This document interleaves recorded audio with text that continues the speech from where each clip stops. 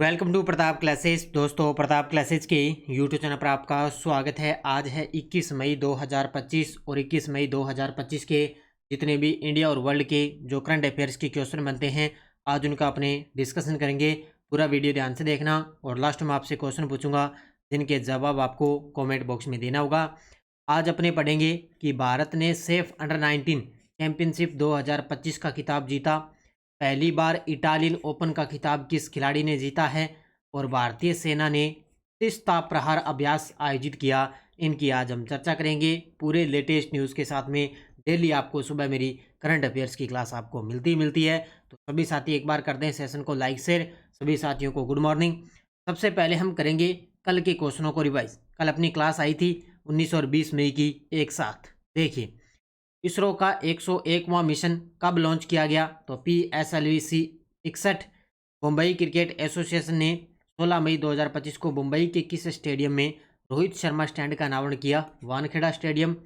नीरज चोपड़ा ने दोहा diamond league में कितनी दूरी तक भाला फेंका? 90.23 मीटर। भारत ने किस स्वदेशी विकसित उन्नत हथियार प्रणाली का सफल परीक्षण किया? भार्गवास्त्र। भारत के पहले मानवयुक्त गहरे समुद्र मिशन समुद्रयान के तहत किस स्वदेशी रूप से विकसित पनडुब्बी वाहन का उपयोग किया जाएगा? वो है मत्स्य 6000। भारत के 86वें शतरंज ग्रैंड मास्टर कौन बने हैं? श्री हरि LR। ओलंपिक स्वर्ण पदक विजेता नीरज चोपड़ा को कौन सी उपाधि से सम्मानित किया गया? मानद लेफ्टिनेंट कर्नल की उपाधि। ब्राजील की माइक्रोबायोलॉजिस्टिक्स मारियंगला हुनग्रिया को 2025 का वर्ल्ड फूड प्राइज किस क्षेत्र में योगदान के लिए सम्मानित किया गया? खाद्य सुरक्षा में। ग्रैंड मास्टर R प्रज्ञानंदा ने 2025 में रोमानिया के बुखारेस्ट में आयोजित किस टूर्नामेंट को जीता? Superbet Clasico. ई मेथेनॉल उत्पादन संयंत्र का उद्घाटन किस देश में हुआ? डेनमार्क में। राष्ट्रीय प्रौद्योगिकी दिवस 2025 के अवसर पर भारत सरकार ने किस क्षेत्र के लिए देश का पहला कार्बन कैप्चर और utilisation test band cluster launch किया? तो सीमेंट के लिए। और नेपाल में स्थित किस ग्लेशियर को हाल ही में मृत घोषित किया गया? याला ग्लेशियर। ये थे कल के क्वेश्चनों का रिवाइज हमने कर लिया। टेस्ट वगैरह आज आपको मिल जाएगा। कल आपको टेस्ट मिला नहीं है, टेस्ट आज आपको मिल जाएगा डेली वाली टेस्ट में। डेली PDF भी मिल जाएगी और वीकली टेस्ट आपको मिल चुका है कल, और मंथली टेस्ट आपको मिल चुका है। मंथली PDF मिल चुकी है जिसका प्रिंट निकाल के अच्छे तरीके से अध्ययन करते हैं। स्टार्ट आज की क्लास। सभी साथी जितने भी विद्यार्थी लाइव जुड़ चुके हैं एक बार कर दें सेशन को लाइक शेयर। करें स्टार्ट आज की क्लास। पहला क्वेश्चन आपके सामने 21 मई 2025। देखिए पहला प्रश्न, सेफ अंडर 19 चैंपियनशिप 2025 में भारत ने किस टीम को हराकर खिताब जीता? ये आने वाले एग्जाम के अंदर ये प्रश्न आएगा, फिक्स है। तो सेफ अंडर 19 चैंपियनशिप 2025 में भारत ने किस टीम को हराकर खिताब जीता? ये रहा है बांग्लादेश को। किसको हराकर? बांग्लादेश को। इस चैंपियनशिप का आयोजन हुआ था अरुणाचल प्रदेश के अंदर। कहाँ पर हुआ था? अरुणाचल प्रदेश के अंदर इनका आयोजन हुआ और भारत ने सेफ अंडर 19 चैंपियनशिप 2025 का खिताब जीत लिया। किसको हराकर? बांग्लादेश को हराकर ये खिताब जीता है। देखो, आयोजन स्थल golden jubilee stadium Itanagar Arunachal Pradesh. आजकल क्या है एग्जाम के अंदर ये स्टेडियम का नाम भी पूछ लेता है एग्जामिनर कि कौन सा स्टेडियम था, तो golden jubilee stadium Itanagar Arunachal Pradesh. विजेता भारत। फाइनल मुकाबला भारत बनाओ बांग्लादेश। तो भारत ने बांग्लादेश को प्लेंटी शूट आउट में 4-3 से हराया। और कप्तान कौन थे भारतीय अंडर 19 टीम के? सिंगामयुम समी। याद रखना इसको अच्छे तरीके से। भारत की तरफ से कप्तान कौन थे? सिंगामयुम समी है, वो यहाँ पे इसके अंदर कप्तान थे। तो गोल्डन जुबली स्टेडियम के अंदर भारत ने बांग्लादेश को हराकर सेफ अंडर 19 चैंपियनशिप 2025 का खिताब जीत लिया है। कार्लोस अल्काराज ने किस खिलाड़ी को हराकर पहली बार इटालियन ओपन 2025 का खिताब जीता है? क्या बात है अभी। ये देखो आपके सामने तस्वीर में, ये हैं कार्लोस अल्काराज। इन्होंने किस खिलाड़ी को हराकर पहली बार इटालियन ओपन का खिताब जीत लिया है? इन्होंने हराया है जोनिक सिनर को। किसको? जेनिक सिनर को हराकर इन्होंने पहली बार इटालियन ओपन का खिताब जीत लिया है। इसको याद रखना, ऑप्शन नंबर C। देखो, कार्लोस अल्काराज ने जोनिक सिनर को हराकर पहली बार इटालियन ओपन का खिताब अपने नाम किया।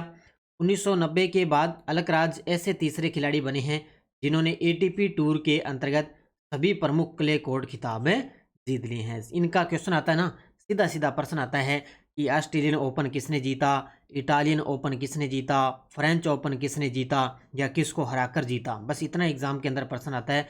तो कार्लोस अल्काराज ने जेनिक सिनर को हराकर पहली बार इटालियन ओपन का खिताब अपने नाम में किया है। बस इतनी चीज आपको याद करनी है, बस ज्यादा डिटेल में पढ़ने की जरूरत नहीं है। हाल में भारतीय सेना ने किस राज्य में तीस्ता प्रहार अभ्यास आयोजित किया है, ये फिक्स है, प्रश्न आने आने हैं ये।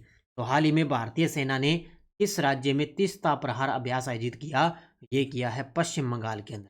कहां पर किया है, ऑप्शन नंबर है सी। तो ये देखो आपके सामने वायुसेना के द्वारा, ये भारतीय सेना के द्वारा तीस्ता प्रहार अभ्यास आयोजित किया गया। कहां पर है, पश्चिम बंगाल। तो भारतीय सेना ने पश्चिम बंगाल के तीस्ता फील्ड फायरिंग रेंज में तीस्ता प्रहार अभ्यास आयोजित किया है। भारतीय सेना ने बताया कि एक चुनौतीपूर्ण नदी क्षेत्र में आयोजित एकीकृत फील्ड अभ्यास ने वास्तव की युद्ध परिस्थितियों के तहत अलग हथियारों और सेवाओं की युद्ध प्रभावशीलता और समन्वयता को दिखाया गया। यानी कि जो आपको पता है ऑपरेशन सिंदूर चलाया गया। इसके अलावा जो भारत और पाकिस्तान के बीच में जो तनाव चल रहा है उसी को लेकर क्या है, जो पूर्वी इलाका है भारत के अंदर, तो वहाँ पे पश्चिम बंगाल के अंदर तीस्ता फील्ड फायरिंग रेंज में तीस्ता प्रहार अभ्यास आयोजित किया है। किसने, भारतीय सेना ने। गोल्डन ड्रैगन 2025 संयुक्त सैन्य अभ्यास किन दो देशों के बीच में आयोजित किया है, ये लीजिए भी एक और अभ्यास का प्रश्न आज की क्लास में आ चुका है आपके सामने, और इसका नाम है गोल्डन ड्रैगन 2025। ये संयुक्त सैन्य अभ्यास है, ये किन दो देशों के बीच में हुआ, ये हुआ है चीन और कंबोडिया के बीच।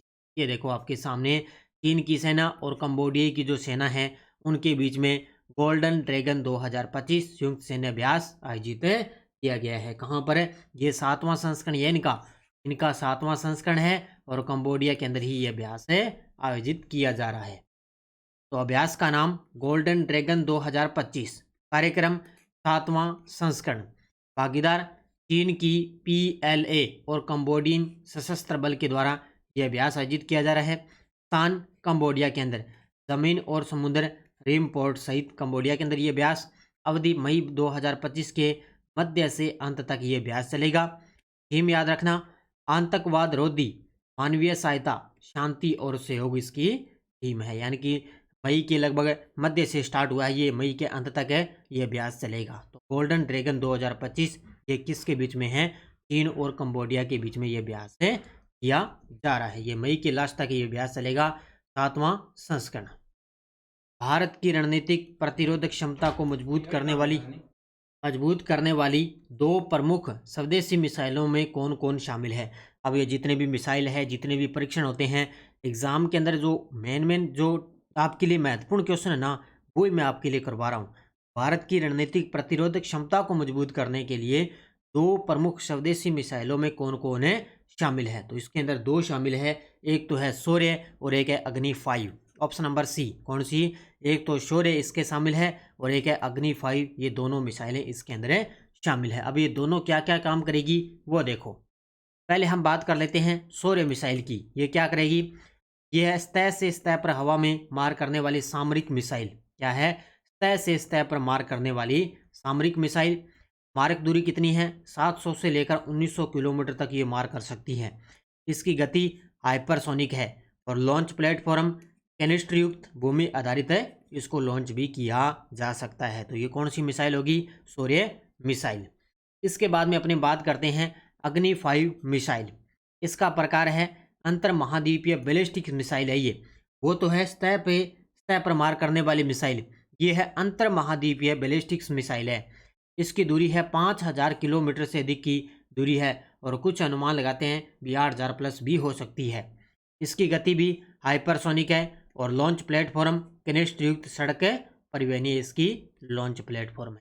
ये अग्नि 5 तो मैंने करवाए रखा है कई बार, क्या DRDO ने भी इसका सफल परीक्षण किया है, APJ अब्दुल कलाम द्वीप से इसका सफल परीक्षण भी किया गया अग्नि 5 का।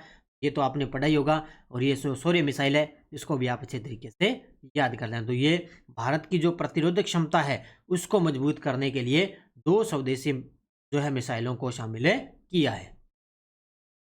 ऑपरेशन ओलिविया किस उद्देश्य से भारतीय तटरक्षक बल द्वारा आयोजित यानी कि चलाया जा रहा है। तो वर्तमान में भारतीय तटरक्षक बल यानी कि इसके 26वें महानिदेशक कौन है, परमेश शिवमणि, याद रखना परमेश शिवमणि है। तो ऑपरेशन ओलिविया किस उद्देश्य से भारतीय तटरक्षक बल द्वारा आयोजित किया जा रहा है? तो इसका उत्तर हो जाएगा ओलिव रिडले कछुओं की रक्षा के लिए। ऑप्शन नंबर सी क्या है? ओलिव रिडले कछुओं की रक्षा के लिए ऑपरेशन ओलिविया चलाया जा रहा है। किसके लिए? भारतीय तटरक्षक बल द्वारा यह अभ्यास है या ऑपरेशन चलाया जा रहा है। देखो, अभियान का नाम या ऑपरेशन का नाम ऑपरेशन ओलिविया।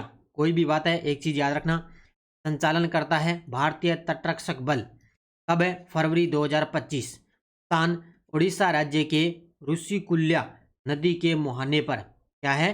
स्थान है उड़ीसा राज्य के ऋषिकुल्या नदी के मुहाने पर यह अभियान। संरक्षित कछुए लगभग 6.98 लाख ओलिव रिडले कछुए यहाँ पर देखे गए। की संरक्षित क्षेत्र ये कछुए देखे गए। उद्देश्य ओलिव रिडले कछुओं के वार्षिक प्रजनन काल के दौरान उनकी रक्षा करना और समुद्री जैव विविधता की रक्षा करना, ये इसका मुख्य उद्देश्य है। आजकल या तो एग्जाम में मुख्य उद्देश्य आएगा या स्थान पूछा जाएगा या कौन सा अभियान है या कौन सा ऑपरेशन है। तो ऑपरेशन ओलिविया भारतीय तटरक्षक बल द्वारा ये अभियान चलाया जा रहा है। कहाँ पर है? उड़ीसा राज्य के अंदर। विकसित कृषि संकल्प अभियान की शुरुआत किस राज्य सरकार ने की है? क्या बात है भी। विकसित कृषि संकल्प अभियान की शुरुआत किस राज्य सरकार ने की? तो ये की है त्रिपुरा की सरकार ने। इस क्वेश्चन का राइट आंसर हो जाएगा अपना ऑप्शन नंबर बी, त्रिपुरा। तो विकसित कृषि संकल्प अभियान की शुरुआत त्रिपुरा राज्य ने। दो बार पढ़ा करो क्वेश्चन को ताकि अच्छे तरीके से याद हो जाए। देखो, अभियान का नाम विकसित कृषि संकल्प अभियान। घोषणा त्रिपुरा की सरकार 29 मई से लेकर 12 जून 2025 तक चलेगा। 29 मई से लेकर 12 जून 2025। राष्ट्रीय जुड़ाव, यह अभियान केंद्रीय कृषि मंत्रालय की एक पहल का हिस्सा है। तो अपने वर्तमान में केंद्रीय मंत्री कृषि मंत्री कौन है? शिवराज सिंह चौहान। केंद्रीय कृषि मंत्री हैं शिवराज सिंह चौहान। इसका उद्देश्य कृषि उत्पादकता बढ़ाना, कृषि कल्याण को बढ़ावा देना, ये इसका मुख्य उद्देश्य है। त्रिपुरा की सरकार के द्वारा विकसित कृषि संकल्प अभियान चलाया जाएगा 29 मई से लेकर 12 जून 2025 तक। राष्ट्रीय सुरक्षा और आतंकवाद विरोधी प्रयासों को मजबूत करने के उद्देश्य से उन्नत मल्टी एजेंसी सेंटर का उद्घाटन किसने और कब किया है? राष्ट्रीय सुरक्षा और आतंकवाद विरोधी प्रयासों को मजबूत करने के उद्देश्य से उन्नत मल्टी एजेंसी सेंटर MAC का उद्घाटन किसने किया? तो ये अमित शाह जी ने। कब है? 16 मई 2025 को। Option number C, Amit Shah ने 16 मई 2025 का उद्घाटन किया है। कहाँ पर है? नई दिल्ली के अंदर। ये भी याद रखना, कहाँ पर किया है? नई दिल्ली के अंदर। इतना याद रखना है, 16 मई 2025 को गृह मंत्री अमित शाह ने नई दिल्ली में अद्यतन MAC का औपचारिक रूप से शुभारंभ किया है। MAC का मैंने मतलब आपको बता ही दिया है, उन्नत मल्टी एजेंसी सेंटर। भारत की आधुनिक खुफिया समन्वय रणनीति का हिस्सा है। इसका लक्ष्य आतंकवाद, संगठित अपराध और साइबर खतरों से निपटना इसका मुख्य उद्देश्य है। क्योंकि अभी आप भारत और पाकिस्तान के बीच में ऑपरेशन सिंदूर चलाया गया था, उसी के अकॉर्डिंग जो आतंकवाद है, संगठित अपराध है, साइबर खतरा है, उनसे निपटने के लिए अमित शाह जी ने नई दिल्ली के अंदर कौन सा उन्नत मल्टी एजेंसी सेंटर का उद्घाटन किया है। कहां पर है? नई दिल्ली। सूडान के नए प्रधानमंत्री के रूप में मई 2025 में किसे नियुक्त किया गया है? ये सीधा सीधा प्रश्न आएगा। सूडान के नए प्रधानमंत्री के रूप में मई 2025 के अंदर किसको नियुक्त किया गया? कामिल अल ताहब इदरीस को। इसको कामिल अल ताहब इदरीस को सूडान के नए प्रधानमंत्री के रूप में नियुक्त किया गया। तो इस क्वेश्चन का राइट आंसर है ऑप्शन नंबर सी। तो सूडान की सेना प्रमुख जनरल अब्देल फतेह अल बुरहान ने 19 मई 2025 को कामिल अल ताहब इदरीस को देश का नया प्रधानमंत्री नियुक्त किया है, जो अप्रैल 2023 में शुरू हुए गृह युद्ध के बाद पहली बार ये पद भरा गया। इनकी इतने दिन ये पद खाली था। जो सूडान की सेना प्रमुख है ना, वो यहाँ पे मौजूद थे, अब्देल फतेह अल बुरहान।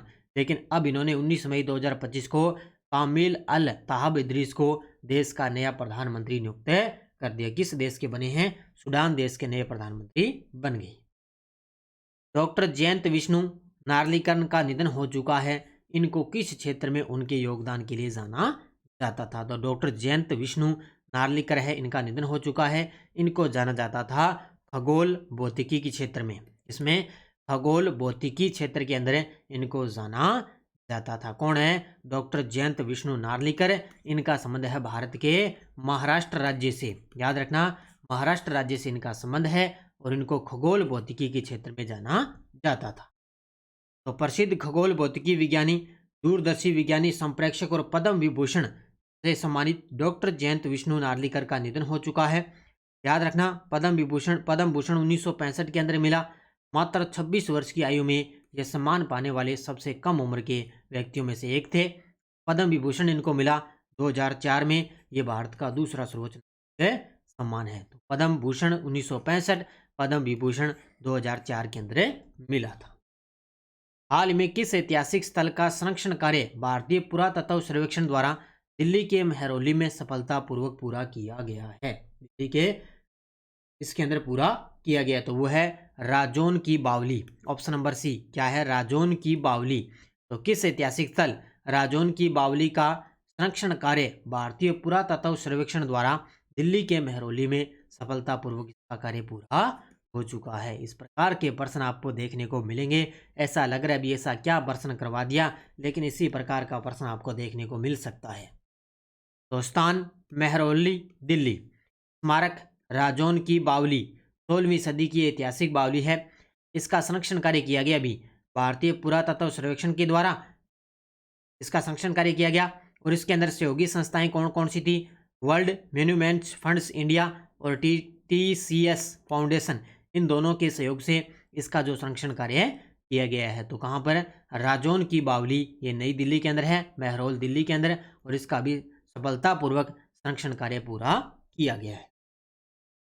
ये टेलीग्राम ग्रुप है, कोई सूचना आती है, कोई लिंक, कोई नोटिफिकेशन, सब आपको टेलीग्राम पे सूचना मिलती है। पिछले वीडियो क्वेश्चन क्या था? भारत के किस शीर्ष तीरंदाज ने 11 मई 2025 को शंघाई में आयोजित तीरंदाजी विश्व कप स्टेज 2 के अंदर कांस्य पदक जीता? तो ये जीता है दीपिका कुमारी ने। बहुत सारे विद्यार्थियों ने बड़े गजब के जवाब दिए। इसके अंदर भारत का दूसरा स्थान रहा था, याद रखना, भारत का दूसरा स्थान रहा, और टोटल भारत ने इसके अंदर 7 पदक जीते। अब देखो आपके लिए क्वेश्चन फॉर यू क्या है। प्रधानमंत्री मोदी ने महाराजा अग्रसेन अंतर्राष्ट्रीय एयरपोर्ट का उद्घाटन किस स्थान पर किया? जयपुर राजस्थान, हिसार हरियाणा, अहमदाबाद गुजरात, लखनऊ उत्तर प्रदेश। इसका जवाब आपको कमेंट बॉक्स में देना है। तो ये थी आज की अपनी क्लास। अब आपको कुछ दिनों के लिए जो अपनी पॉलिटिकल की जो यस्टरडे डोज चल रही थी वो आपको कुछ दिनों तक आपको नहीं मिलेगी, क्योंकि कार्य वगैरह ज़्यादा है, इसलिए नहीं मिल पाएगी। तो ये अपनी करंट की बुक उपलब्ध है, मिशन 1.0 बुक उपलब्ध है, और 2.0 बुक का रिवीजन है वो नानक क्लासेस पर चल रहा है। MCQ नानक क्लासेस पर इस बुक का रिवीजन आपको दिया जा रहा है। तो करंट अफेयर्स 140 रुपये के अंदर ऑनलाइन बुक भी ऑर्डर कर सकते हो। 80 580 22 001 टॉपिक वाइज पूरा करंट आपको मिलेगा, और इस बुक से भी आपको एक आधा % छोड़ के क्वेश्चन बाहर नहीं जाएगा। हो सकता है एक आधा अपवाद क्वेश्चन तो आता ही आता है एग्जाम के अंदर, लेकिन आपके लिए बुक दोनों की दोनों रामबाण साबित होगी। तो 2.0 भी है, 1.0 भी, दोनों बुक उपलब्ध है। ये आज की क्लास। बाकी अपनी प्रताप क्लासेज ऐप में राजस्थान पुलिस कांस्टेबल की टेस्ट सीरीज चल रही है 50 रुपये के अंदर। 15 मेगा टेस्ट की टेस्ट सीरीज चल रही है। इसमें टेस्ट आपको एक साथ ही मिलेंगे। और ये चतुर्थ श्रेणी कर्मचारी, ड्राइवर, वाहन चालक की भारत राजस्थान की ऑनलाइन टेस्ट सीरीज चल रही है। और जल्द ही लगभग मई के लास्ट तक अपनी 4th ग्रेड की भी करंट की बुक आ रही है, वो भी आप ले सकते हो बाहर। तो और राजस्थान की स्पेशल बुक आ रही है। और इसके अलावा अपनी जो डेली वार्षिक करंट की टेस्ट सीरीज है वो आप ज्वाइन कर सकते हो। इसमें बहुत फ़ायदा है, डेली टेस्ट, डेली वीकली सब कुछ आपको मिलता ही मिलता है। तो अच्छे तरीके से पढ़ो, मेहनत करो, सफलता आपको निश्चित तौर पे मिलेगी। तो धन्यवाद। जय हिंद, जय भारत, जय राजस्थान।